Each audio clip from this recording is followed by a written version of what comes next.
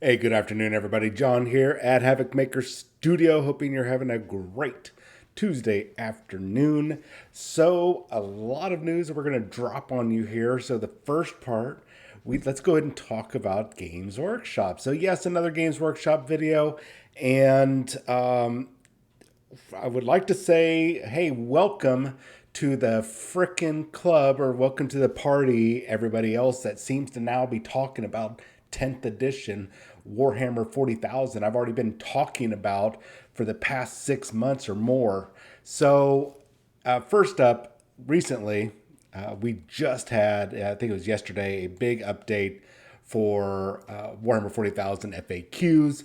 Usually, when we start seeing mass uploads of FAQs again and again and again, that means they are about ready to cycle. At least it's the impression they're about ready to cycle through some codexes. And we saw this with the Space Marine Codex, and I believe it was, well, basically 8th into ninth edition. So what else is going on? This article is over on Spiky Bits, and it's really kind of just rehashing everything I've already talked about with 10th edition Warhammer 40,000 likely coming in 2023. Is it going to happen? We still don't know 100%. The only people that know are the folks at Games Workshop and those shady insiders that are part of the playtest team that are also coaches and monetizing their services based off of the advanced playtest information that they get. You know the people, we've talked about them before, but those are probably the only people that really know for sure if it's coming. The likelihood is yes. Why? We just had the Dominion box drop last year for Age of Sigmar. We had Horus Heresy drop this year, and in 2020 we had the ninth edition box drop for Warhammer 40,000, which was about 3 years after 8th edition. And we've covered that at length in previous videos. So just you're going to have to scroll down for the past few months to find them. But there's definitely some indications coming. Like as soon as we see the next Warhammer 40,000 Space Marine Codex getting talked about, that means the new edition's right around the corner. And more likely, as you're seeing here, where they were kind of talking very briefly about the Space Marine supplements, like the Ultramarines, White Scars, and stuff. We'll probably see those getting updated prior to 10th edition. Now, here's something that I've already talked about, okay? But we're going to go ahead. Some of this is new, some of it's old. But Space Marine 2.0 Codex in 2023, I was saying late this year, early next year, and that's what we're probably seeing right here. Now, a 10th edition starter set, they're always trying to change things up. So it could be Blood Angels and Tyranids. I don't think it'll be Blood Angels and Tyranids. I honestly think it will. They'll stick with Ultramarines, but you never know. There's definitely the possibility that they will relaunch the Blood Angels or another faction with a host of new miniatures. But a new edition is coming, guys. So, I mean, let's just face it. As many people like, oh, come on, John. There's no way they're going to do that right this soon. Check out the past videos, man. I laid out literally the days and the months and the years for all those products. So it's coming, and now Spiky Bits is talking about it finally. And I imagine we're going to start seeing some traction on some other websites, some other podcasts, and YouTube channels. But I'm going to go ahead and reach out to a couple sources, and let's go ahead and just start digging and finding out some down, dirty, gritty, nitty, nasty rumors, and go ahead and start building up our foundation for 10th edition. Now, is it coming? Once again, we don't know, guys. We don't know for sure, but it's coming. It's coming. You can deny it all you want. You guys can say Warhammer 40,000 ninth edition is in a good place. It's not. It's not. The sales are showing otherwise. The attendance records are supposedly showing otherwise. The FAQs and the errata and the yearly you must buy book to have all of your updated rules is showing otherwise. If it was in a good place, we wouldn't need to be keep doing all these additions and all these FAQs and erratas. We wouldn't be doing that, but we are. So that is coming down the line. It is coming. Do we know for sure? No, but it is. Does that make sense? I hope so, because it's hard to say that. So let's go to some good news. Well, you know what? Before we go to good news, a new edition of Warhammer 40,000 is always good news to some extent because it does get a chance for new people to get into the game fresh at the start of a new edition. So, I mean, there are some benefits to starting a new edition because you can clean up a lot of the nastiness that was going on in the current edition or the previous edition. You can learn from all of your mistakes and refine it. And what Games Workshop, I think, is going to need to do, and this is just, we'll talk about more about this in a future video. I believe that Games Workshop needs to do a number of things. First, they need to stop with the ridiculous pricing. The prices are getting out of control. All right. Second, they need to stop using the same old tired rule set. All right. I'm not saying come up with an entirely new rule set, get rid of wounds and move and strength and toughness. They need to refine it. They need to speed it up because right now a 3-hour game, your average game, is one of the things that is killing this product line. That's killing this game. Is you need to spend so much money on it, and you have to spend so much time on it. They're gonna have to refine it. They got to get that time down to about a 2-hour game, maybe 2.5, but a 2-hour game for sure. Because Horus Heresy right now, it's already about a 3-hour game, and it's from early reports that I've gotten from people, not really reports, just chit chat, is that the game is longer now because of the reactions that you get to do in the game, plus you're playing a larger point game. So now the game seems to be getting bigger. Well, in Horus Heresy, it's getting bigger and it's taking longer to play. And that is what's killing this franchise, in my opinion. So they're going to need to refine all their game lines. Too late for Horus Heresy. They've already screwed that up by sticking with 7th edition, adding an entirely new phase, and incorporating. Well, I know the reaction phase. Don't yell at me. The reaction phase is not a new phase. Reactions happen throughout, but now you're adding more steps into the game. And yes, the psychic phase is gone, but it's integrated into the rest of the game, just like the reactions. So it didn't go away. It's just spread out in different phases of the game.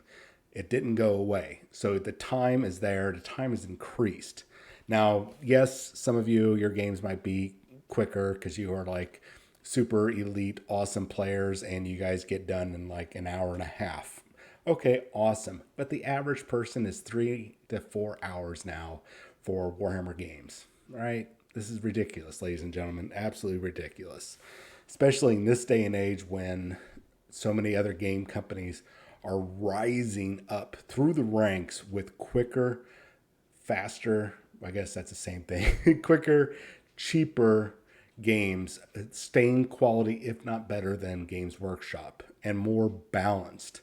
So Games Workshop really needs to do something amazing. They need to change up what they're doing because that would be the one way to bring somebody like myself back and to reinvigorate their kind of flailing franchise right now, flailing and failing.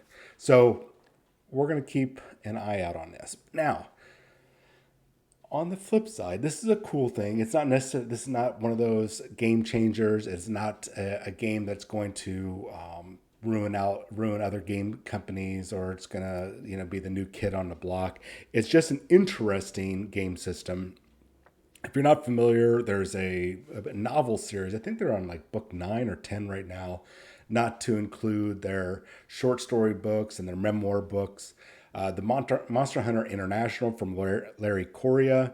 I think I'm pronouncing his name right. They did a couple years ago, I want to say about 3 or 4 years ago, a Kickstarter for the Savage Worlds RPG. It was a supplement that came alongside it. Really awesome. The art was like, meh, but it was still really cool to get the novel, the universe into a game format that really lent itself to like a one for one, conversion from reality or fiction of the stories to the tabletop. And now we get to see something a little similar coming from Everything Epic. Now, Everything Epic, they did a couple game systems out there, like the Rambo game. These are board games, mind you, and Big Trouble in Little China. Really good quality models, good fun games, really quick to play tabletop game wise. Now, Monster Hunter International, however, is going to be a miniature game. It's going to be a skirmish game for 2 players, right? And it's going to have several different game modes. And a couple of these things that really kind of caught my attention is the game modes.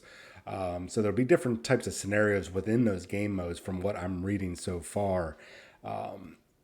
And you can either play this game in 2 different fashions, either on a grid-based map, right? Which is really actually kind of helpful, almost like a board game. Or you can go to a more measurement based, for those of you that are a lot more familiar with those style of skirmish games where you break out your measuring, your tape measure, or maybe you got a measuring tool like Marvel Crisis Protocol or any of the Star Wars games from Atomic Mass Games. So any of those that use in the measuring tool, you can use that style or the like the grid system like I'm talking about. And you kind of see a picture here. I'm going to have a link for the Kickstarter in the description below. But right now it's looking pretty good. So it looks like there's 2 different box sets. Don't know what's actually in the box sets. We don't know anything about the pricing, all the goodies, because we are, let me scroll back up here before we continue, 6 days, 23 hours, basically in 7 more days on the 12th or the 13th of July. It's going to kick off. And the art looks good, and the miniatures, for I think it's PVC or not PVC. I forget what type of plastic it is, but it's a good quality plastic. You're just not going to get the most highly detailed miniatures, but this is going to be a fairly good one for one basis miniature game. I'm kind of excited about this because I am a huge Monster Hunter International fan. Really love the books. Back that Kickstarter. I've got a signed book. I really enjoyed the kind of eldritch and cosmic horror mixed with military tactics and weapons and gear and equipment and some of the most outrageous things that I've ever really read. I didn't even think I could actually read in a sci-fi supernatural book, and these are actually fantastic. So the models right now, I don't know exactly all these characters. I can guess by some of their appearances.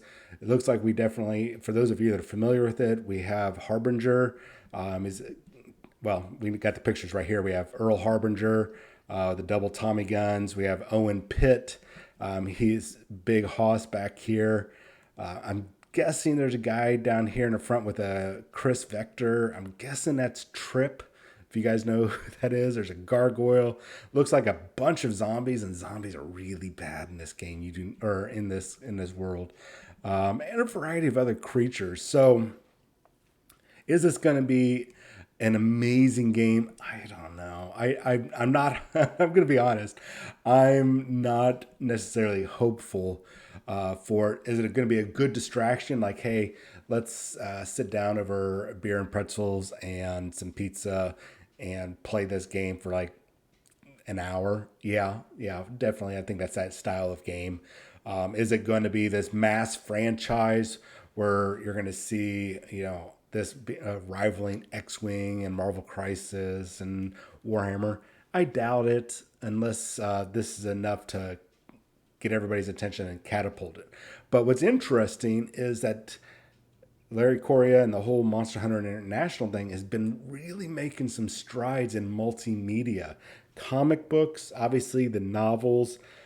He's got the RPGs. Now he's getting into the board games. What's next? Because this franchise is definitely something that's like wide open and geared for a more larger multimedia. So like a TV show, or probably not a movie, but definitely a TV show. I mean, a la carte. No, basically like Supernatural, but more.